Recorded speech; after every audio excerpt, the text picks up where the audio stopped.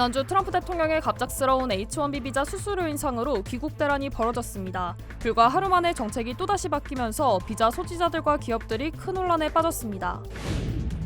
트럼프 대통령이 오는 10월 1일부터 의약품과 가구, 대형 트럭에 고율 관세를 부과한다고 밝혔습니다. 뉴욕주가 오늘부터 820만 가구를 대상으로 인플레이션 환급금을 지급합니다. 하지만 일각에선 재정 적자가 예상되는 만큼 오히려 재정 부담을 키울 수 있다는 우려도 나오고 있습니다. 연방식품의약국이 어린이 근시 진행을 늦출 수 있는 안경 렌즈를 승인했습니다.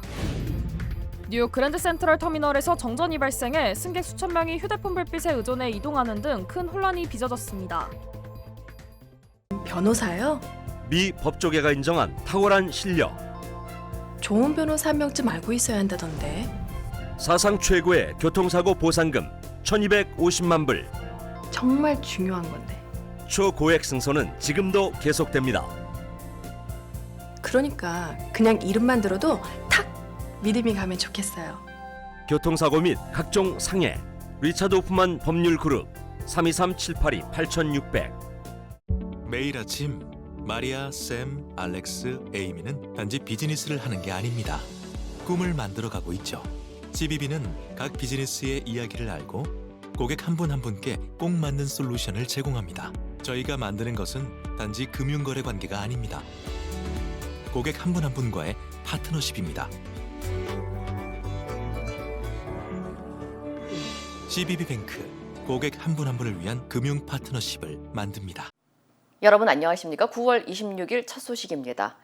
트럼프 대통령이 전문직 비자인 H-1B 수수료를 10만 달러로 올리겠다고 발표하면서 한국을 비롯해 전 세계에서 미국으로 돌아가려는 귀국 대란이 벌어졌습니다. 하지만 불과 하루 만에 정책이 또 바뀌면서 비자 소지자들과 기업 모두 큰 혼란에 빠졌습니다. 전문가들은 이번 수수료 인상이 실제로 현실화되기는 어렵다고 분석했습니다. 이효정 기자의 보도입니다. 지난 19일 샌프란시스코에서 두바이로 향하려던 한 항공기.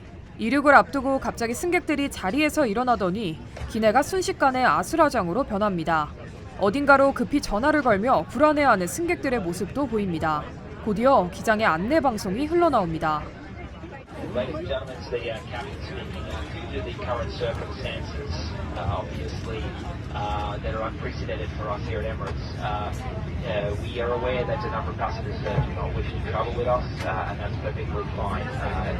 All we ask is that if you wish to offload yourself, 트럼프 행정부가 전문직 비자로 불리는 H-1B 수수료를 1인당 10만 달러로 대폭 증액한다는 발표가 나온 직후 상황입니다. 마이크로소프트나 구글 같은 직원들은 변호사들한테 벌써 이메일을 받았더라고요. 21일 전까지 빨리 미국 들어오라고. 저도 그거 보고 너무 패닉해가지고. 10만 달러, 한국 돈 1억 원 이상을 내지 않으면 입국이 거부될 수 있다는 소식에 당시 한인들은 물론 해외에 있던 비자 소지자들까지 급히 미국으로 돌아와야 했습니다.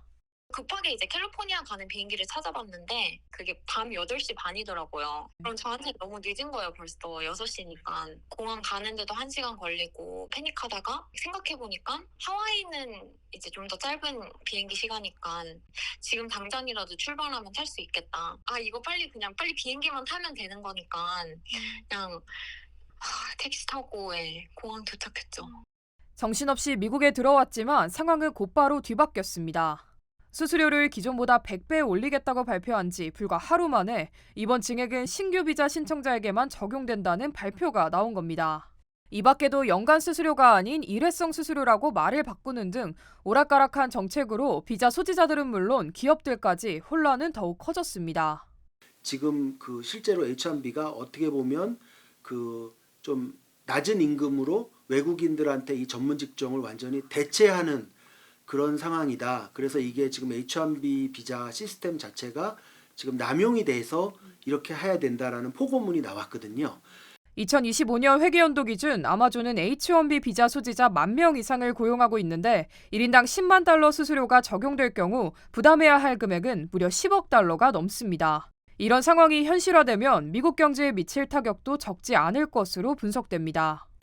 일단은 이런 경우가 사실 단 한 번도 있지 않은 거의 100배 가까운 접수비 인상이기 때문에 일단은 좀 지켜보는 게 필요할 것 같은 게 당장 벌써 그 미 이민 변호사 협회에서 이번 이 발표 그 포고문에 나온 내용이 연방 법원에서 이게 받아들이지 않을 거다 이렇게 벌써 입장을 발표를 했거든요. 기본적으로 그 이민국이나 아니면 다른 정부 기관에서 접수비를 얼마를 받는다든지 아니면 매년 비자를 몇 명한테 준다든지 이런 내용들은 그 미 의회한테 권한이 있거든요. 그래서 그게 대통령한테는 그런 권한이 있지 않다. 전문가들은 변경된 H-1B 비자 정책이 여전히 기준이 모호한 만큼 당분간 불필요한 해외여행은 자제할 것을 당부했습니다. 지난해 한국은 H-1B 발급 상위 10개 국가 중 5위권 안팎으로 총 3,900여 건이 발급됐습니다. 최근 조지아주 한국인 구금 사태 이후 한미 양측의 비자 제도 개선도 논의되고 있는 만큼 앞으로 취업 비자 정책에 미칠 영향에 이목이 집중되고 있습니다. MBC 뉴스 이호정입니다. 트럼프 행정부가 의약품과 가구, 대형 트럭에 고율 관세를 부과하는 새로운 정책을 발표했습니다. 트럼프 대통령은 오늘 트루스 소셜을 통해 오는 10월 1일부터 수입 의약품에 100%의 관세를 부과하겠다고 밝혔습니다. 다만 미국 내 공장 건설을 시작하는 기업에는 면세 혜택을 주겠다고 덧붙였습니다. 또 대형 트럭에는 25% 관세를 적용해 피터빌트와 캐너스 등 미국 제조업체들을 보호하겠다고 강조했습니다. 이와 함께 주방과 욕실 캐비넷에는 50%, 가구 전반에는 30%의 관세를 부과한다고 밝혔습니다. 상무부는 이번 조치가 국가안보 차원에서 필요하다고 설명하며 무역 확장법 232조를 근거로 관세와 수입 제한을 정당화했습니다. 하지만 업계 일각에서는 원자재 비용 상승과 공급망 부담이 더 커져 시장 불확실성이 확대될 수 있다며 우려를 나타내고 있습니다. 워싱턴 DC에서 식량 불안정을 겪는 가정이 크게 늘고 있습니다. 캐피톨 푸드뱅크 조사에 따르면 지난 5월 기준 DC 지역 가구의 36%가 식량 불안정을 경험했습니다. 특히 연방정부의 인력 감축으로 일자리를 잃은 가구의 41%가 식비 부담을 겪고 있었고 이 가운데 74%는 장기 적금을 해지하거나 은퇴 자금을 앞당겨 생활비를 충당한 것으로 나타났습니다. 트럼프 행정부는 올해 초부터 워싱턴 DC와 메릴랜드, 버지니아 지역에서만 2만 2천여 명의 연방 직원을 해고하는 등 대규모 감원을 추진해왔습니다. 전문가들은 이런 해고가 식량 불안정을 더욱 심화시키고 있다고 경고했습니다. 실제로 메릴랜드주의 한 식품 지원 단체는 배급에 나선 주민 가운데 해고된 연방정부 직원들의 비율이 눈에 띄게 늘었다고 밝혔습니다. 한편 최근 행정부가 연례 식량 불안정 보고서 발행을 중단하겠다고 밝히면서 향후 문제에 대한 조사와 대응이 더 어려워질 수 있다는 우려가 커지고 있습니다. 뉴욕주가 오늘부터 인플레이션 환급금을 지급합니다. 캐시 호컬 뉴욕 주지사는 앞으로 2달 동안 주 전역 약 820만 가구에 최대 $400의 환급금이 지급된다고 밝혔습니다. 이번 환급은 최근 몇 년간 물가가 급등하는 과정에서 주정부의 매출세 수입이 예상보다 늘어나면서 마련된 조치입니다. I'm keenly sensitive and empathetic to what families are going through. Because sometimes it just seems like everything's stacked against you. But I want to make people feel different in New York. 지원금은 2023년 세금 신고 내역을 기준으로 차등 지급됩니다. 가구 소득이 $15만 미만이면 $400, 15만에서 30만 달러 가구는 $300, 개인 소득 $7만 5천 미만은 $200, 7만 5천에서 15만 달러 구간은 $150가 지급됩니다. 하지만 전문가들은 이번 조치가 단기적 효과에 그칠 수 있다고 지적했습니다. 호컬 주지사 취임 이후 뉴욕주의 지출은 20% 넘게 증가했고 향후 3년간 340억 달러 규모의 재정 적자가 예상되는 만큼 이번 조치가 오히려 재정 부담을 키울 수 있다고 우려했습니다. 미국에서 어린이 근시 진행을 늦출 수 있는 안경 렌즈를 처음으로 승인했습니다. 연방식품의약국 FDA는 프랑스 안경업체 에실로의 스텔레스트 렌즈는 만 6세에서 12세 어린이에게 처방할 수 있으며 난시 여부와 관계없이 근시 교정과 진행 억제에 효과가 있어 승인했다고 밝혔습니다. 임상시험 결과 근시 진행은 평균 71%까지 늦추는 효과가 확인됐으며 부작용은 보고되지 않았습니다. 전문가들은 기존에 승인된 컨택트 렌즈에 이어 안경 렌즈가 추가되면서 어린이 근시 치료에 중요한 전환점이 될 것이라고 평가했습니다. 스테인리스 렌즈는 이미 유럽과 아시아에서 사용되고 있으며 앞으로 몇 주 안에 미국 전역 안과와 검안 진료소에서 처방될 예정입니다. FDA는 이번 승인이 장기적으로 성인 시력 질환 위험을 낮추는 데 도움이 될 수 있다고 밝혔습니다. 뉴욕의 심장부 그랜드 센트럴 터미널에서 정전이 발생해 큰 혼란이 빚어졌습니다. 뉴욕 교통국에 따르면 어제 저녁 8시 28분쯤 터미널 전력 공급이 끊기면서 승객 수천 명이 불편을 겪었고 이 과정에서 직원 5명이 엘리베이터에 갇혔습니다. 목격자들은 불이 꺼지자 곳곳에서 비명이 터져나왔고 승객들은 휴대전화 불빛과 손전 등에 의지해 어둠 속에서 빠져나왔다고 전했습니다. 다행히 약 30분 만에 전력이 순차적으로 복구되면서 열차 운행도 정상화됐고 인명피해는 보고되지 않았습니다. 당국은 정전의 정확한 원인을 조사하고 있습니다. 플로리다주에서 IT의 유명 사업가가 이민세관 단속국에 체포됐습니다. 이민세관 단속국 아이스는 IT 에너지 재벌가 출신의 사업가 디미트리 보르베를 미 정부가 테러 단체로 지정한 현지 갱단을 지원한 혐의로 구금했다고 밝혔습니다. 보르베는 지난 2019년 미국에 입국한 뒤 체류해온 것으로 전해졌습니다. 앞서 지난 7월에도 사업가이자 전 IT 대선 후보였던 레지날드 블루스가 같은 혐의로 체포된 바 있습니다. 당국은 보르베의 활동이 미국 외교 정책에 심각한 위협이 될 수 있다며 추방 절차를 진행할 방침이라고 밝혔습니다.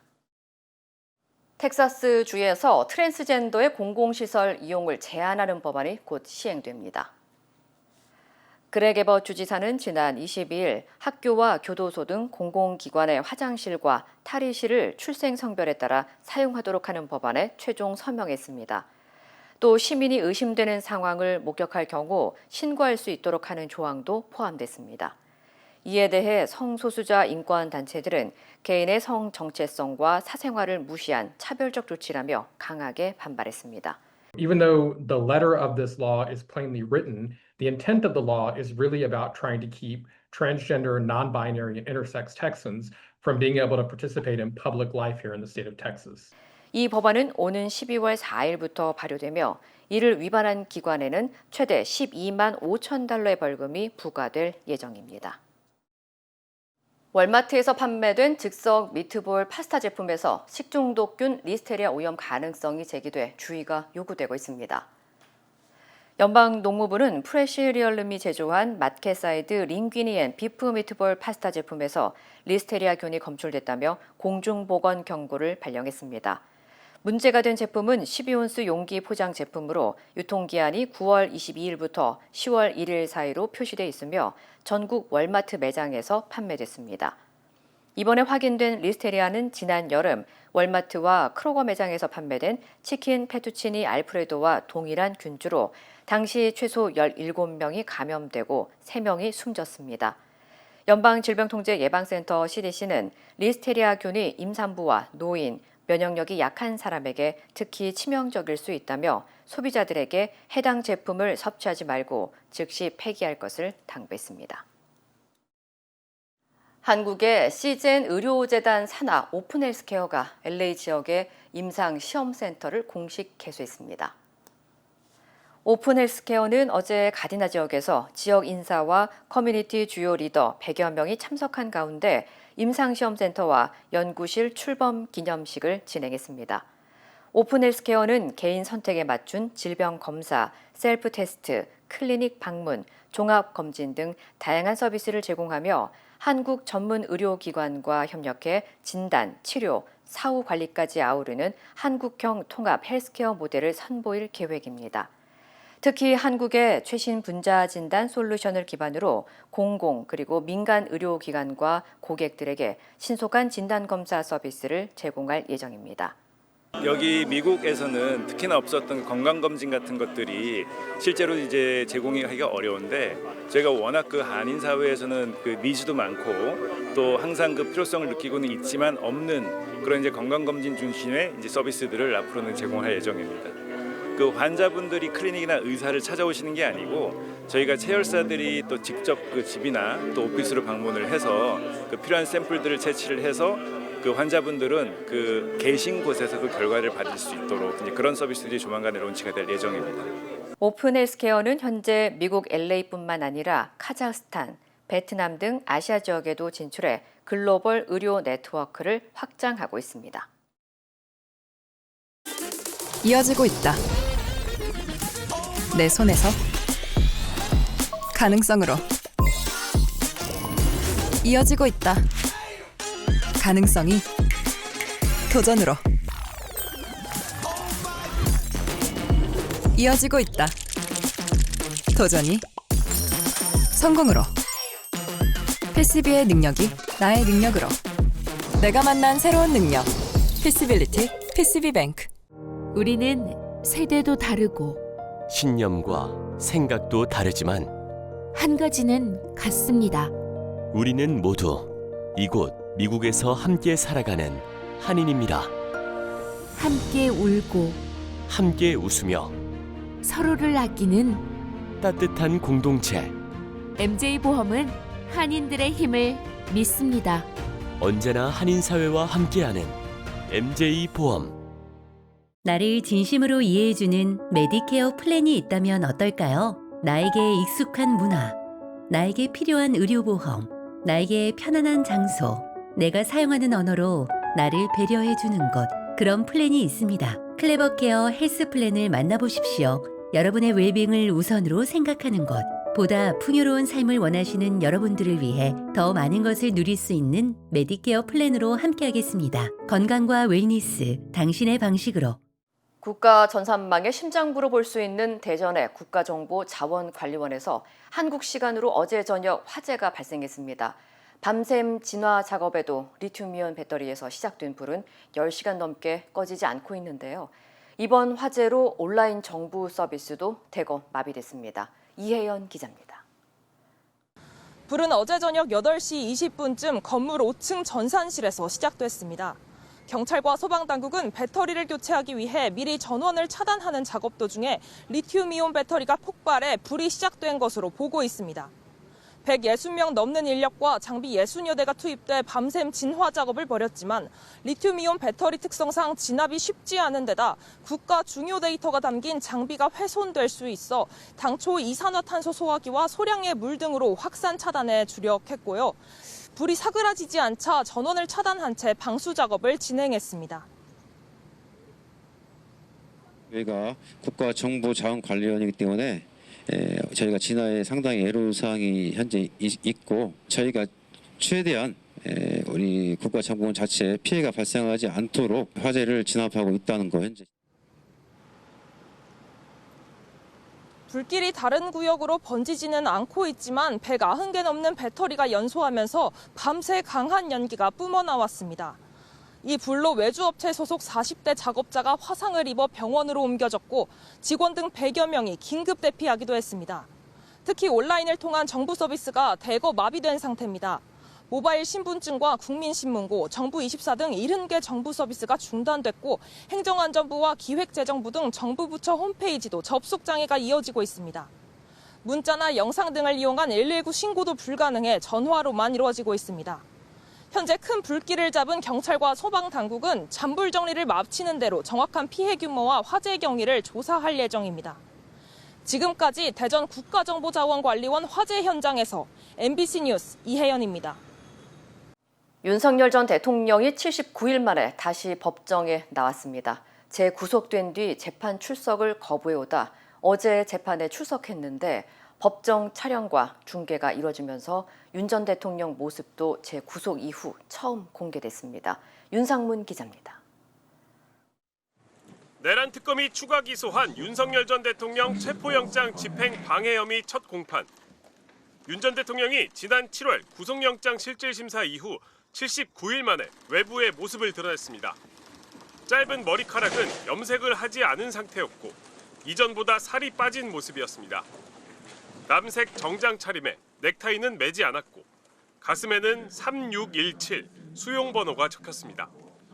지난 7월 재구속된 이후 내란 우두머리 혐의 재판과 특검 조사를 모두 거부해왔던 윤 전 대통령은 보석신문과 함께 진행된 체포 집행 방해 혐의 재판에는 참석했습니다. 재판부는 재판 시작 전 언론사의 법정 촬영과 특검의 중계 신청을 모두 허가했습니다. 다만 보석신문 과정은 질병 등의 신상 정보가 노출될 수 있어 중계를 불허했습니다. 제1회 공판기일 절차에 한하여 재판의 중계를 허가하면서 재판에서 윤 전 대통령 측은 혐의를 모두 부인했습니다. 체포영장 집행 방해 혐의에 대해서는 지귀현 재판부의 구속 취소 결정을 언급하며 문제가 없다는 논리를 폈습니다. 공초는 내란죄 수사권이 없음에도 수사를 한 것입니다. 구속 취소 결정에도 그대로 반영되어 있는데 서부지방법원은 위법하게 영장을 발부하였다는 것입니다. 영장에 이견이 있더라도 어떤 법적 절차로 다퉈야지 물리적으로 막고 집행 공무원을 폭행하면 그건 범죄입니다. 담당 공무원을 폭행하는 행위가 무죄다라는 결론이 과연 국민 눈높이에 맞는 것인가? 2분짜리 국무회의를 두고는 치열한 회의였다는 주장을 되풀이했습니다. 윤 전 대통령도 직접 한 차례 발언했는데 애초에 계엄 문건 사후 부서를 꾸미려 한 적이 없다고 주장했습니다. 국방부에서 담당자가 작성해서 장관, 총리, 대통령 이렇게 올려야지 부속실장인 자네가 이걸 왜 하느냐라고 제가 좀 나무랐는데 재판부는 이번 재판을 신속하게 진행하겠다며 주 1회 이상 재판을 열겠다는 방침을 밝혔습니다. MBC 뉴스 윤상문입니다. 검찰청 폐지를 골자로 하는 정부 조직법 개정안이 국회 본회의를 통과하면서 검찰청이 역사 속으로 사라지게 됐습니다. 수사, 기소 분리를 골자로 한 새 정부 검찰 개혁은 본 궤도에 오를 전망입니다. 김세영 기자입니다. 이재명 정부 첫 정부조직 개편안이 국회 본회의를 통과했습니다. 정부조직법 일부 개정 법률안 대안에 대한 수정안은 가결되었음을 선포합니다. 수사, 기소 기능 분리를 골자로 한 검찰 개혁안이 추석을 앞두고 국회 문턱을 넘은 겁니다.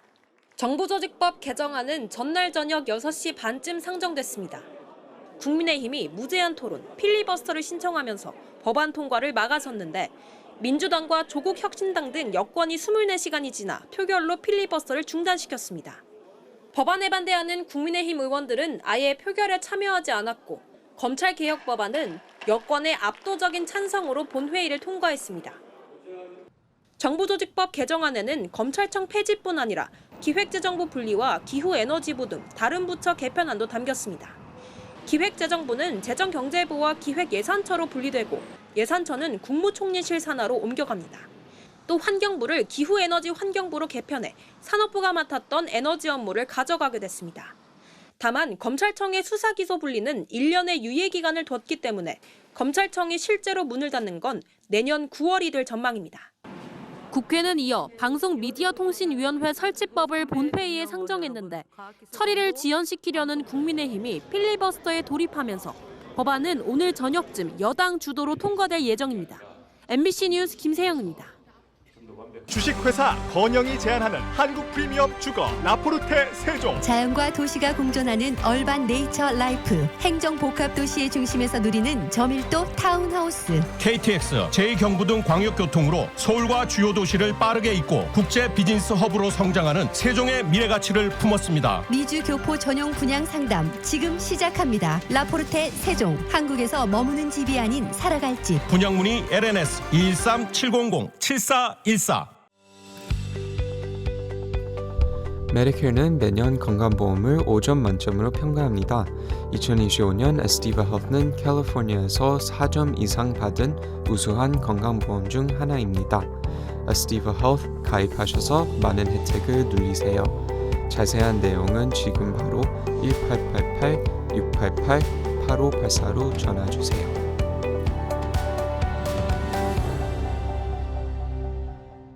힘들고 어려울 때 실력 있는 변호사가 필요하십니까? 60년 역사의 대형 로펌 KMFM 로펌의 최미수 변호사와 함께하세요. 교통사고, 민사법, 형사법, 가정법 등 풍부한 경험과 최고의 실력으로 완벽하게 도와드립니다. 최고의 보상을 책임지는 실력 있는 대형 로펌. 도움이 필요할 때 강한 힘이 되는 변호사 KMFM 로펌 최미수 변호사 213-427-2350.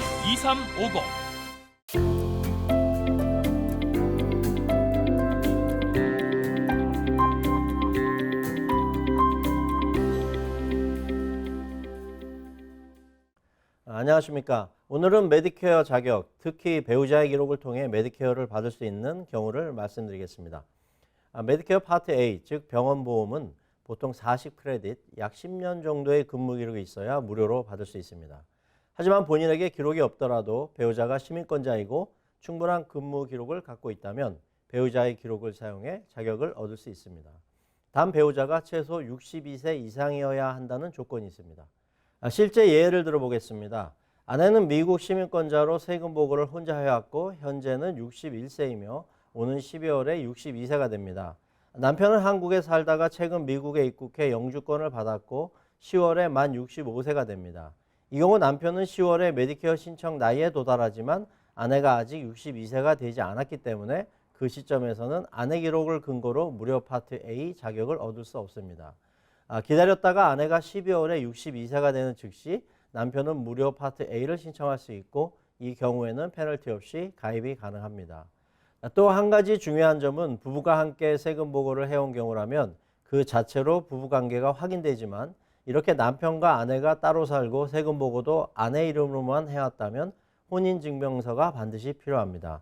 미국에서 결혼했다면 카운티에서 발급한 결혼증명서, 한국에서 결혼했다면 혼인관계증명서와 공인번역본을 제출해야 합니다. 남편은 영주권 카드와 여권, 아내는 시민권 증명서와 소셜시큐리티 번호를 준비해야 하며 필요시 같은 주소에 거주한다는 증빙 서류도 요청될 수 있습니다. 그리고 파트 B, 즉 의사와 외래진료 혜택 및 파트 D, 즉 처방약 보험은 아내 나이와 상관없이 남편이 65세가 되면 바로 보험료를 내고 가입할 수 있습니다.